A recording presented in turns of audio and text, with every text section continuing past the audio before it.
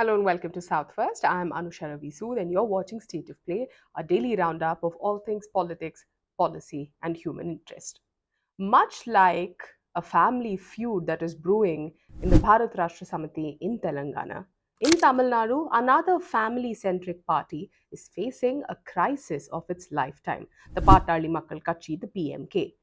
For the BRS, it may be sibling rivalry, but for the PMK, it is a father taking on a son or the son taking on a father, whichever way you like to look at it. In poll bound Tamil Nadu, when parties are busy trying to forge alliances, weighing their pros and cons, and figuring out what is the best strategy for them to move forward, the PMK is embroiled in a controversy of its own making.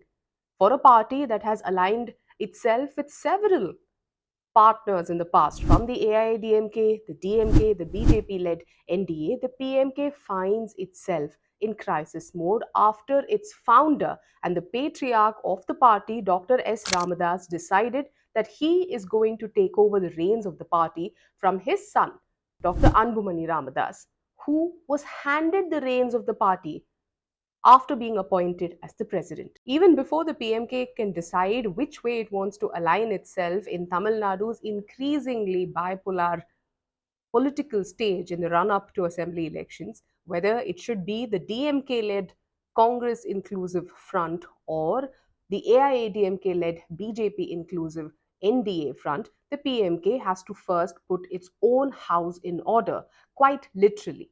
The crisis in the PMK comes at a time where it has been seeing a very sharp decline in not just its political relevance but also its representation. Here is a timeline of how things transpired and why the PMK finds itself at crossroads. In April this year, the founder of PMK, S. Ramdas, decided that he is going to demote his son, who was the president of the party, to a working president post as he takes over the reins. And this he did at a public venue where his son was present on stage. Quite embarrassing for the entire structure of the party, especially considering that several of the office bearers had already aligned themselves in favor of Anbumani. It seems the consecutive electoral losses and the depleting vote bank or the footprint of the PMK had pushed Ramdas to his wits, who considered Anbumani and his spouse Saumya the reason for the party's decline. He had decided that in the run up to the 2026 assembly elections in Tamil Nadu, he is going to take over charge of the party once again. Having enjoyed powers as the president of the party, Anbumani Ramdas was clearly not going to allow this to be a walkover. On the 16th of May, Dr. Ramdas, the patriarch of the party, having announced that he's taking charge of the party, had called for a district presidents and secretaries meeting, an office bearers meeting at Villupuram. However, out of the 220 office bearers who were invited for this meeting, only 22 attended. Basically, the rift was there for everybody to see. Office bearers, party cadres, party leaders had taken their pick of leadership. Most of them had decided that they will not attend this meeting that was called for by S. Ramdas. Several of them, Ramdas in a very sarcastic, mocking way said that they were all busy with other things and they couldn't make time to come to this meeting, but insisted that he was still the president of the party and he was going to keep the party united and working towards the elections. Quite irritated with office bearers not turning up for the meeting that he had called for, S. Ramdas, the patriarch of PMK, while addressing the media on the 29th May, went all out against his own son, Anbumani, and his wife, Saumya, holding them both accountable for misguiding the party. Ramdas dropped what some would call two truth bombs. One, not minding removing his son from the party altogether if that is what is needed to bring the party back as a united front. The second, that his son and his daughter, Saumya Anbumani, pleaded with him to ally with the BJP. Ramdas clearly showing that he was miffed with this entire idea, and it was the son and the daughter-in-law who pushed the PMK to ally with the BJP. This was in context of the 2024 Lok Sabha elections, where Anbumani Ramdas's wife, Samya, was given a ticket which she lost. After Samya lost the Lok Sabha election, it seems the rift has only widened in PMK, with Ramdas feeling the need for him to take charge over the party. Anbumani Ramdas had remained quiet throughout this entire phase, right from him being demoted to working president from the president post, whether it was not being invited to the district secretaries meeting, district and secretaries, district office bearers and secretaries meetings. Previously, he had kept quiet, even when his father spoke to the media and accused him of working against the interests of the party, of making a mistake, having made Anbumani a union minister at just the age of 35, going against his own vow and promise that no family member will be allowed to be part of this movement. All of these things ultimately pushed Anbumani to make a public statement, and that is exactly what he did. Just a day later, 30th of May, Anbumani Ramdas convened a meeting in Chennai's Sholinganallur, attended by several district level functionaries. He then said PMK is not anyone's personal property. He went on to assert his position as the president of the PMK, insisting that he was the president recognized by the Election Commission of India. While all this was happening, the treasurer of the PMK, Tilagambal, had already put her weight behind Anbumani, leading Ramdas to remove her from the post. But however, during his public address, Anbumani Ramdas, in an act of defiance, reinstated her to the post of treasurer. Naturally, the person holding the post of the treasurer is in charge of the finances of the party, has the access to finances of the party, and once you control the finances of the party, pretty much you're controlling the activities of the party. Father and son here clearly going at each other to hold on to the control of the party. While we discuss this family feud and where the PMK is going, naturally a question pops up. Is PMK really an important factor, an important player in Tamil Nadu's politics? As far as one community goes, the PMK still has some sway, the Vanniyar community. Why? Because the history of the formation of PMK is very close to this caste cultural identity. The Vanniyar community is expected to form around 12 to 15% of the entire population of Tamil Nadu and is primarily concentrated in the northern districts. Till about 1989, Tamil Nadu did not really have a category called the most backward class, the MBC category that currently you see in Tamil Nadu, that did not exist till about 1989. Apart from forward castes, and scheduled tribes, all other castes were classified under a single backward class, that is BC category. It was S. Ramdas, the founder of PMK, who argued that Vanniyars were being left behind in both education and employment due to this broad classification. Now, he was a doctor, he indulged in dispensing medical services as a form of social service. He would charge just about 3 rupees, 5 rupees for his treatment. He worked in the public sector for a very short period and then he began his private practice, and he became famous for giving out medical advice, medical assistance, and all of this as a means of service for very, very minuscule amounts of money. It was during this public service interaction that Mr. Ramdas found out that several people in his community are very backward. Not just his community, he also started putting together for a part of a formation, or rather different combinations apart from one years, the other backward classes, the oppressed classes, the depressed classes, all of them put together. He started becoming a voice for these downtrodden communities, if you may use that word.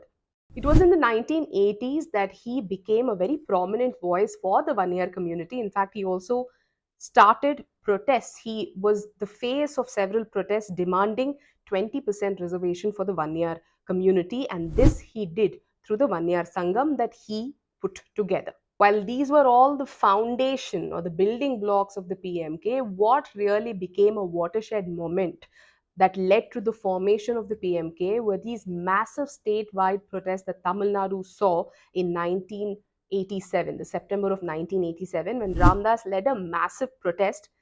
It was an intense show of resistance. Trees along the roadside were cut, they were thrown into the roads, traffic was blocked.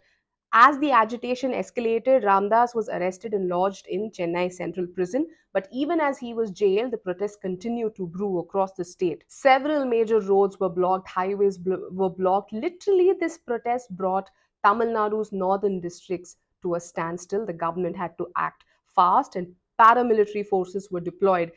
In the crackdown that followed, a brutal crackdown that followed, more than 21 protesters were killed in police firing and thousands of people were arrested. 2 years after this massive protest in 1989, Ramdas formally launched the Patali Makkal Katchi in Chennai's Marina Beach. And just 2 years after its launch, PMK made an impressive electoral debut in 1991 Tamil Nadu Assembly elections. In just 2 years of its existence, the party secured about 5.9% of the vote share. Other than a dip in the next election, that is the 1996 election, where it got just about 3.8% of the vote share, the PMK consistently maintained a vote share of more than 5% in the subsequent elections.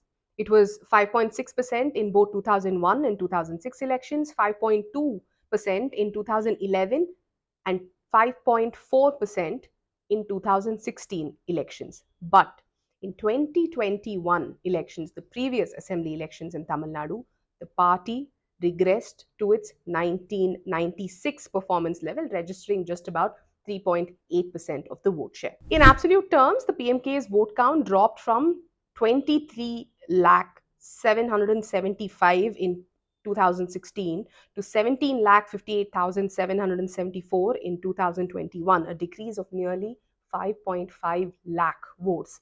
It's a huge dip for a regional party. Perhaps the PMK's downward trajectory began in 2016. Various alliances, sometimes with the AIDMK, sometimes with the DMK, sometimes with the BJP-led NDA. All of these eventually led to the PMK's vote bank, or the core vote bank, to deplete.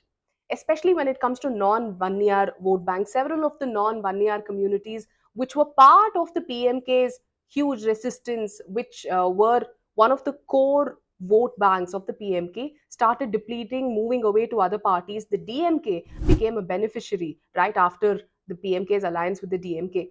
The DMK became a beneficiary of the non-1 voters of the PMK. While it has never been the number one party in Tamil Nadu, the PMK has consistently been a second-rung party. In a state like Tamil Nadu, where there are so many regional parties, and all of these regional parties command a considerable amount of vote share, coalition politics becomes key. To understand what regions PMK really still has some influence, I am joined by my colleague Subhash. Subhash did an entire piece explaining in detail about the PMK, how it came into existence, its impact, its influence, and its presence in Tamil Nadu. But he brings you a short insight on the regions where PMK is still a force to reckon with. Its core strength lies in northern Tamil Nadu, that includes all districts such as Kanjipuram, Chengalpattu, Tiruvallur, Velur, Ranipet, Tirupattur, Viluppuram, Kallakurichi, Tiruvannamalai, Krishnagiri, Kadalur, Ariyalur, Perambalur, and some parts of Dharmaburi. 1 years make up around 13 to 15% of Tamil Nadu's population, even though from the beginning the PMK positioned itself as a protector of 1 year's interests. They could only get 5% of vote share. But in the 2021 assembly election, even that base slipped to just 3.8%. In that election, the PMK contested as part of AIDMK BJP alliance in 23 constituencies and won only 5. The victors included R. Arul in Salem West, PMK President G.K. Mani in Vennagaram, Venkateswaran in Dharmaburi, Shivakumar in Mailam, and Sadashivam in Mettur.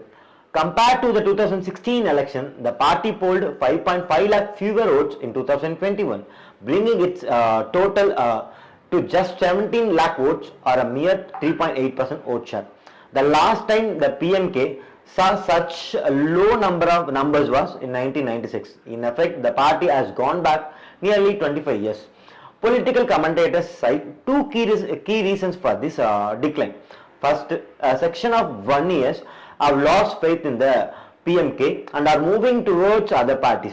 Second, the PMK has failed to expand beyond its northern strongholds. All this is happening even as a reported power struggle brews between Dr. Ramadas and Anbumani Ramadas. If this internal rift continues, Commentators warn that the PMK's bargaining power and its grassroots strength could diminish even further. At a time, the opposition parties in Tamil Nadu are looking to stitch up a rainbow coalition to take on a very strong DMK, hoping that anti incumbency is enough to take on the DMK that has an already strong presence, a strong structure, and a confidently bankable vote bank. Parties like the PMK will become an asset if the opposition wants to ensure no split in anti incumbency votes. But all of this is a possibility only when PMK has clarity on who really is its leader and who will call the shots. Until the party resolves these issues stemming directly from the first family of the PMK, the party faces absolute oblivion. Until I come back to you with yet another episode of State of Play, do stay tuned to South First. Thank you so much for watching.